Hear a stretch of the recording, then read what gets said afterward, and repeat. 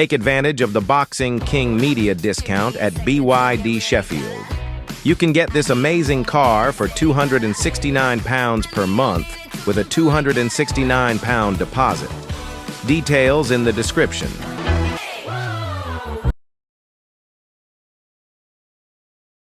Boxing King Media, powered by BYD. Johnny Nelson finally managed to track you down at the BYD showroom. Johnny, how you doing, mate? You're looking well. You're looking like you've lost even more weight. I'm fasting, honest. So it's the future. People just they turn their nose up at it, but I'm fasting on top of doing Ramadan as well. So it actually works out well. Oh, good stuff. It'd be interesting. What are you kind of eating when you open your fast then? Obviously, in midweek I start with dates, chicken livers, eggs, a lot of protein. And you know, it's actually to a point where I can actually cheat and have a little sweet something, but my palate's just not gone for that. I still do my 36-hour fast at the beginning of the week, and then just add it on as part of my Ramadan fasting. I think Ramadan finishes at the end of this month, doesn't it? Yeah. 30th. So I find it really easy because I fast every week. But I keep seeing so many things in regards to the benefits of fasting, the health benefits, and it's mad. And I just keep telling people, look, get involved, man. It's like, take care of yourself. The year started really bad. My stepfather, my class as my dad, he passed away with prostate cancer. My biological father, he passed away with cancer. My friends just had to have a biopsy for prostate cancer. And you think to yourself, you've got to take care of yourself as much as possible. And it was just all like, as I said, both my biological father and my stepdad, well, class's dad, the funerals, they died like 3 weeks apart. The funerals were 3 weeks apart. So it's been a pretty rough beginning to the year, but you know what, it makes you look at life differently. It makes you look at life more seriously about taking care of yourself, taking care of your health, not taking things for granted. And not a great way to start it, but I'm just telling people, look after yourself. You've got to look after yourself. That's key advice. Normally that's the kind of things people say in January, but you know, we're nearly in April, but that's always good advice, mate. Look after yourselves because as you said there, you obviously seen the benefits of it now. Talking boxing, I'm just trying to think what to start with. Like, I think the big topic, I've missed you in the last few weeks, but it's kind of coming to an end. This £1 million bet between, it started off with Eddie offering Shalom to do the bet, and then he ended up being EUBANK Jr. saying, well, I'll bet you £1 million. And then obviously Eddie's come out and said the board sent an email. Well, listen, Eddie's forever the amazing showman and promoter he is. And he doesn't mind, you know, getting outed, and he'll bullshit his way through being outed. So in regards to with Eddie putting it on Ben Shalom, he can, because he kind of runs rings around Ben. Ben's kind of growing up a bit more. He's trying to fight his own cornerback. Whereas the likes of with Chris Jr., I love what Chris is doing, how he's dealing with all the promoters, because in reality the fighters are the ones that are putting their lives on the line. And the promoters have found themselves in a powerful position where the fighters are, yes, Mesa, no, Mesa. Whereas Chris ain't doing that shit. He's like, no, this ain't about you. Now, there's not many fighters that have the ability, the intelligence, the experience to talk like Chris. So that's where you need an Eddie. That's where you need a Frank. I'm sure like your Franks and Eddies that represent people like George, no disrespect, represent people like Daniel Dubois, no disrespect, because these guys, you want them to be able to sell. But the promoters have found themselves in a powerful position where fighters are scared of the promoters, and whereas really the promoters are supposed to work for the fighters. And so how Chris conducted himself, regardless of me liking Eddie or not, I rated Chris. I thought, good on you, because you are now showing other fighters, you are the power. You've got to understand who you are. But, you know, a lot of fighters aren't smart enough or brave enough or in a position to do what Chris did. Yeah, but because what people are also forgetting what Chris did at press conference, when he talked about the last time he and Conor Ben should have fought, and all the fighters that were on the undercard, how much they lost in training camp, it slid under the radar that Chris said, I'm going to give 50 grand of my purse to all the fighters that should have been on the undercard for the money they lost. And people they didn't realise how much of a big deal that was. I used to be a fighter on the card. That would have been, and people they're just ignoring it. They're talking over Has him. he paid that though? No, he said when he fights, he's going to pay 50 bags out of his money to and spread it, and he's going to give it to the fighters to say, there you are, there you are, there you are. And he said, Eddie, match it. Eddie didn't match it. Eddie didn't say he was going to match it. You know, he kind of ignored it, and it got lost. I'm thinking, that is big. That's a big deal. And it shows like, come on, man. So how, regardless of what Chris has said or done, he's one of the few fighters that's in a position to say, you know, shut up. It's not about you. I'm fighting. You do your job. Let me do my job. So I rated him. You saw Simon Jordan called him a master snake oil salesman. Bit harsh. Simon Jordan called Eddie Hearn that. Based around this bet thing. I think Simon's argument was that Eddie came up with the idea of the bet and then backtracked. Listen, as I said, Simon Jordan comments on Eddie, I understand that. Eddie knows who he is. And that's why you've got to rate Eddie as the best promoter out there. Because he'll tell you he's lying today. I'm telling you the truth today. No, I wasn't. I was lying to you yesterday, but I'm telling you the truth today. And he'll get the job done. So he gets he's the most popular promoter in the world because he can sell. Whatever he goes into, Eddie will be successful at. So regardless of what you think of him morally, he's a very good promoter. So however he does his business, you know, I don't know many fighters that have screamed and said he's ripped me off. You know, they might have not got paid the money they want to get paid, but that's about negotiation. But Eddie is his father's son, and I used to box with Barry, and Barry was always cool with me, and so Eddie's just good at his job, and so when Simon Jordan's calling him out, maybe Simon Jordan's right, but Eddie's like saying I'm doing my job, and I'm doing a good job. So I don't look at that and think, oh, that's not good for business. Eddie's good at his job. Yeah, I think he kind of summed it up. Obviously, labelling people snake oil salesmen, but he's basically doing his job. That's his job. Yeah, he's doing his job. Yeah. That's what promoters Not do. Snake oil, but you get the best deal for everyone. Yeah, that's right. If he's on your side, he's on your side. Yeah. The other part of that was obviously the £100,000 fine. That's old news now, but we've seen a few fighters come out now in the last few days say, well, I've never been. Nick Blackwell's a brilliant example. Obviously, had to retire at the back end of the fight with Chris Eubank Jr., ironically, and he's saying he's never received a penny from the British Boxing Board. So, and this money, where's it going? Yeah, this is the problem. So the British Boxing Board need to be more transparent. Do they need to be held accountable, do you think? Of course they do. They need to be more transparent, and like we all have to. I rate the British Boxing Board of Control because they're the ones that try to keep some kind of parliamentary procedure, some law and order in our game. And even though they have to try and serve more than two masters, it must be a hard job. But in regards to the monies that's taken from fights for fines and XYZ, then we need some more transparency. Because at the end of the day, it's not calling anybody out. You're going to say, right, let's see what you've done with this. Because in any business, you know, it's like if you're saying I'm raising money for a charity, you've got to prove you've given it to the charity. The devil's in the detail. We're doing an event for charity, and they might give 5% of that event money to charity. Many people do it, but now the powers to be are getting smart with it. Now, is everything you give going to charity, and it's just business? So with the Boxing Board of Control, they have to be held accountable, and as long as they're held accountable, then that's them doing their job. You know, from your boxing career, can you remember even from your fighting days, any fighter getting any money or anything from the British Boxing Board? Never. And listen, but there's two sides of it. You know, would you want to be embarrassed saying you're having to go cap in hand to the Boxing Board of Control and he's giving you some money? So it might be for the discretion of the fighter that they don't sing from the rooftop with X, Y, Z. But you've got fighters that said, I've never seen a penny. Have you ever been fined in your boxing career? Or? No, I haven't. Brendan has, Dominic has, everybody else has, but not me.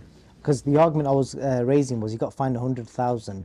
Let's just say it was a small hole fighter earning a couple of grand for a 4-rounder. If he splattered an egg on someone, would he got fined 100,000? Well, if he got fined, but you remember, there's many other things that had happened before. Derek Chisora flipping the table, Dylan White. I'm sorry, I've just put those two names, but there's many things we've seen. So you can't let one off and then find another. Their fines are 25 grand, 30 grand. Okay, yeah. So if you're going to get fined, you're going to get fined.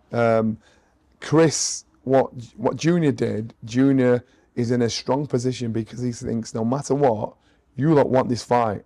I can say or do anything because you want this fight that bad. And Chris has been smart like that. Interesting. Talking of eggs, I saw some clips went out yesterday of Ben Whittaker, Liam Cameron. I think you did the face-off. You obviously can't say too much, but give us something. How was it? Ben's not changed. Ben he kept his cards close to his chest. He understands he's getting a lot of flack. And he's been treated as though he lost the fight. And so he's got something to prove. Liam Cameron came across so well, so honest, so authentic. But it was the first time he'd been in the Sky Studios. It's the first time he'd actually seen the set, all the cameras. And it was kind of cute in a way because it was just like so naive. And it's like a Rocky story in a way. And so he's going to go in there and give it his all. Ben, I liked Ben's story. And I said before, Ben didn't have to take this fight, in my opinion. And I gave you the example of David Hay and Carl Thompson. That needs to be a big factor that needs to be highlighted, because like you said there, Ben Whittaker didn't need to take the fight. He could have said whatever, gone down a different route. They could have said he's asking for too much money, but he's chose to do it. Yeah, he's chose to do it. So Ben's not giving the credit, and he don't mind being the villain. And I always say, as long as the people that know you show you love and respect, it don't matter what the strangers say, because you're going to get flack no matter what. So you can't keep worrying about people's opinions. You just got to do what you're comfortable with. So the gloves are off. It was all right. It's good. It was good. I'm curious to see. And Ben, I know he's training with Andy Lee now. I think he's been with him about 4 weeks now.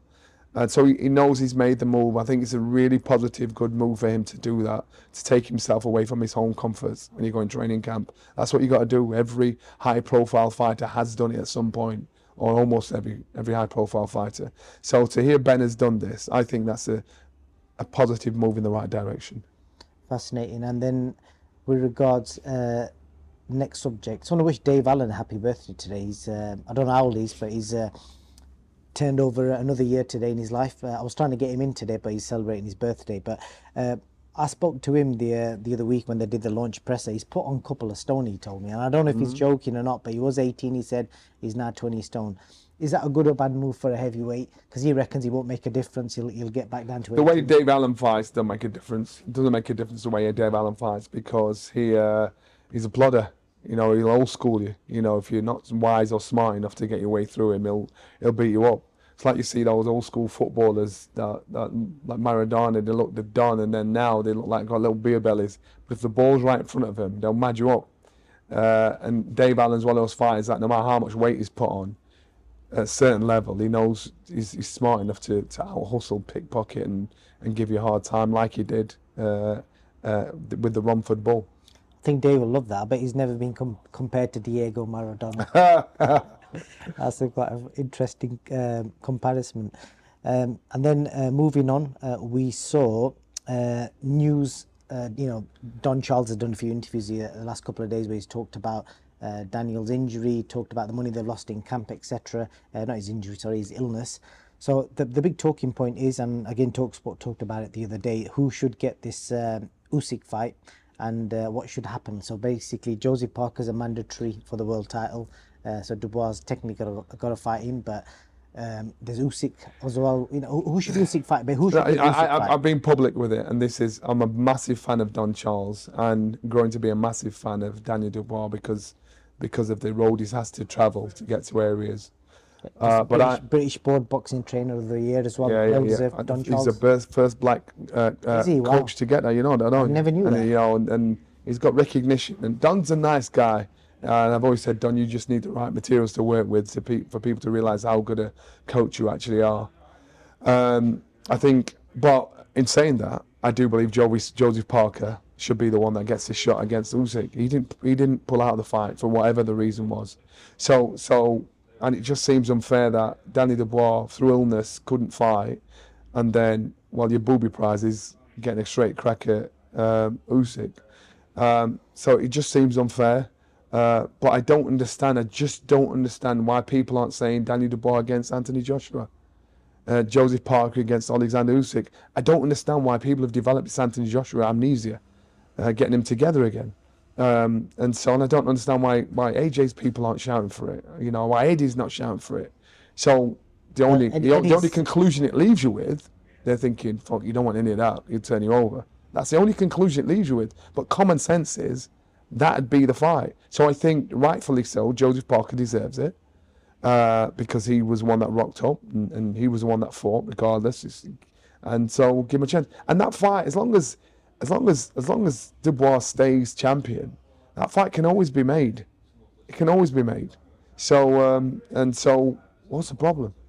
Well, talking of Anthony Joshua, I think Eddie said in a few interviews he either wants a Daniel Dubois fight or Tyson Fury, and they're the two that they're after.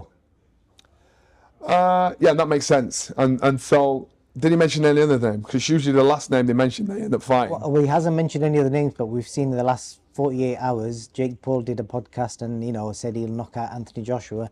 Then, by the looks of it, he got a phone call from AJ. And then I think AJ put something up the other day on his story saying that Mike Tyson did it. So, what would... Yeah, there's a big difference there. I think I might be wrong, but don't get sucked in by... it's great publicity and it's great talking material. But in reality, if Jake Paul is that delusional and that stupid to get in with AJ to seriously think, I can deal with this, well, let him do it. Get a lot of money for getting knocked the 5-0 out in regards to serious matters, in regards to AJ and Dubois. And I just feel bad. And I always say, AJ's not going to like this because his name's always getting thrown in the mix. His name gets thrown in the mix because his achievements have been that outstanding. He's done that well. He's lifted British boxing that well, the things he's done. So therefore, he's used as an example. It's not to throw the boy under the bush, under the bus. And so I always mention him because that's the one I give an example of. But I don't think he sees that. And so that's why I say, he ain't going to like this because I'm calling his name again. He'll be like, why are you calling my name? Because it's lonely at the top. You achieved outstanding things.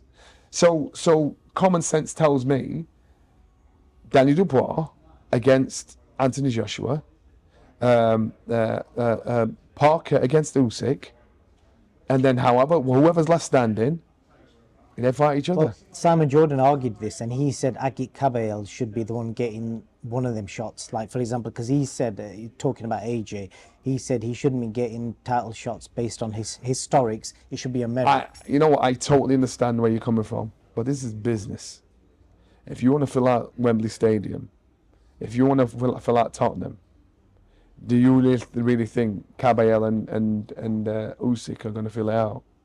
No. Do you think Kabayel and Dubois are going to fill it out? No. Anthony Joshua is still a big commodity.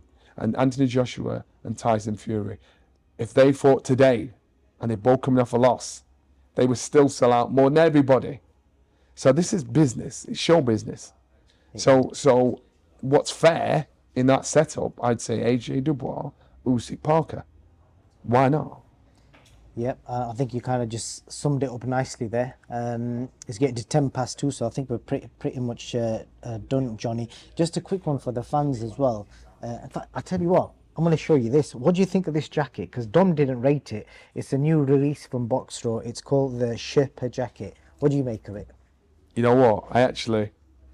Boxstraw, do me a favour. Make me a long version of this. Because when you go to Saudi, this time here at night time, the temperature drops. And I've seen some people in a long ass looking fur coat. I'd bust something like this, but the long version. So right now, right here, you're thinking, now, you know when you're out in Saudi and you want to look kind of slick cool at night time, you put something like this on, you'd be grateful for it. So I like it. It's all right, man. Yeah, it's a nice little piece, that, the Sherpa jacket. And also, I tell you what's also arrived in the BYD showroom whilst we're here.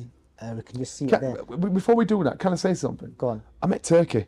Oh, Turki Al-Sheikh. He's a nice guy, you know. Oh, yeah. He's very childlike. His enthusiasm is refreshing. He's like, he just loves boxing. Okay. He talks boxing. He's like, and I liked it. I'm like, well, I like this. May I ask why you met Turkey? Because he just wanted to talk about his dreams, what he wants to do in boxing. He wants to talk about boxing. And so it's nice when you come across somebody that actually likes boxing, that want to talk boxing. And I thought, all right. And I thought, is that it? And so it was actually, I was curious to see what kind of guy he was before, but the guy's actually all right. He's a fan. He's a fan that can make a difference, and he just loves the sport. So when I see stuff that he's doing in the press, I'm like, wow, you know what? It's just, you know, the world's a massive playground for him to try all these things that he wants to do.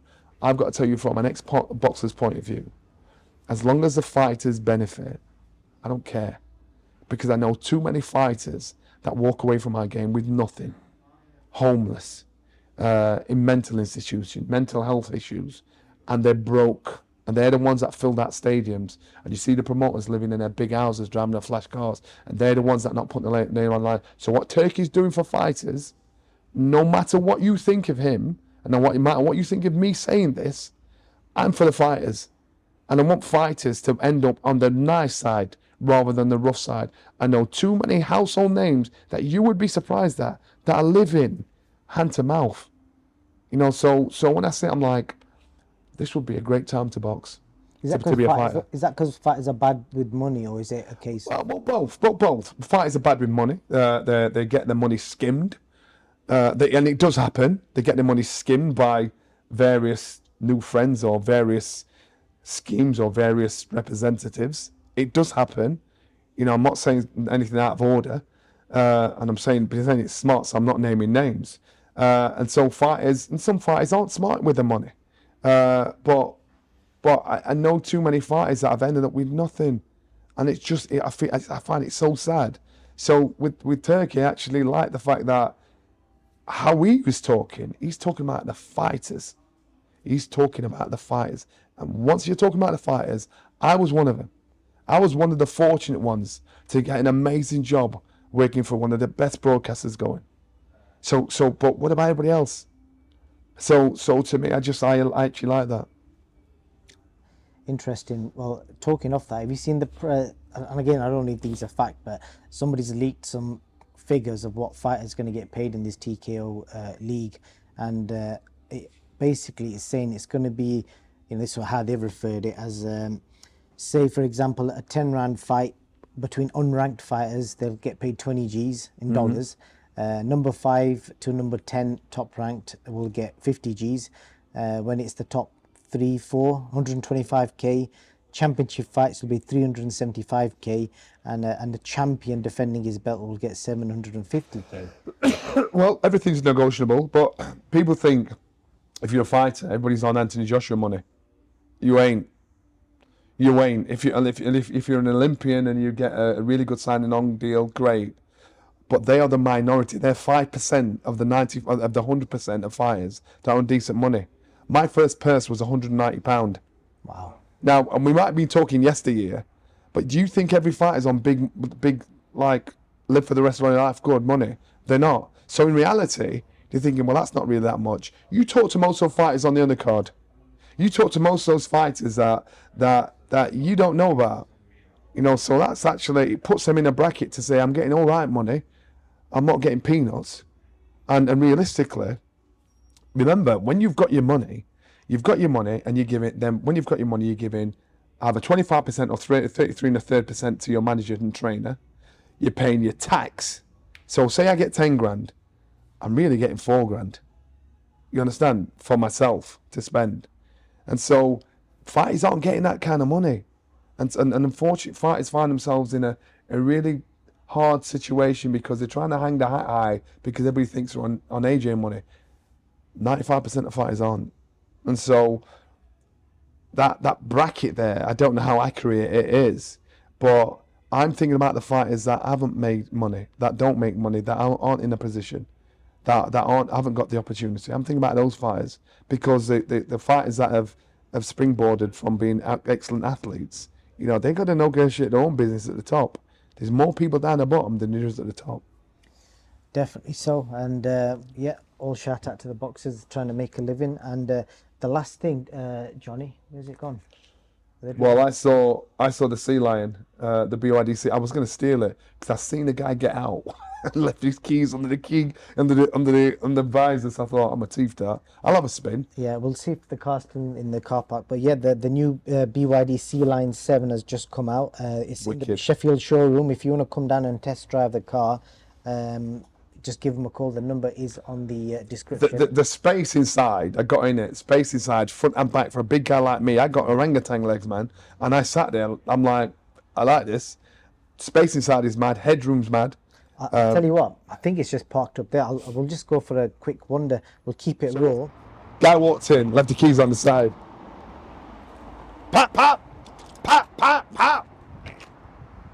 Nice. One thing I do know, it's clean. Look at that, let's have a look. SEALION 7, right, so the difference I'd see here straight away is leg room, mad. Look at my long legs, and that's even upwards. Shit. Hey. So this, Johnny, is basically, I won't say competing, but it's basically the BYD version of the Model Y from Tesla. I used to have a Q, is it Q7 or Q8, that Audi one, and it's kind of that shape. And I've not driven this yet, but I hear they're fast, they're rapid fast. Now my BYD Seal, that car has been on point. It's been on point all the way through, and it's just like, hasn't failed me. People like double take as you drive past. But this one, I like this one because it's size wise. All right, opens. Do me a favour. Let me just check. Make sure you open it. I know what you're gonna do. Let me see if I can. Let's put space. Hit it! Na na na na na na na na na. Oh shit! Whoa! Are you pressing the button as well? I'm pressing it. There you go. It was tempting to leave you in there. Yeah, that's nice, man. Let's check it out. This has got some right space. The space.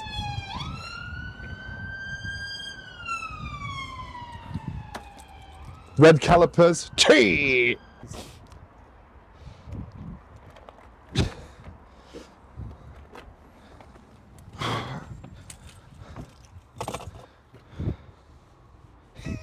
You know what? I've actually... Nice. Listen, oh my God. See ya. Would like to be here. For your safety, please fasten the seat belt.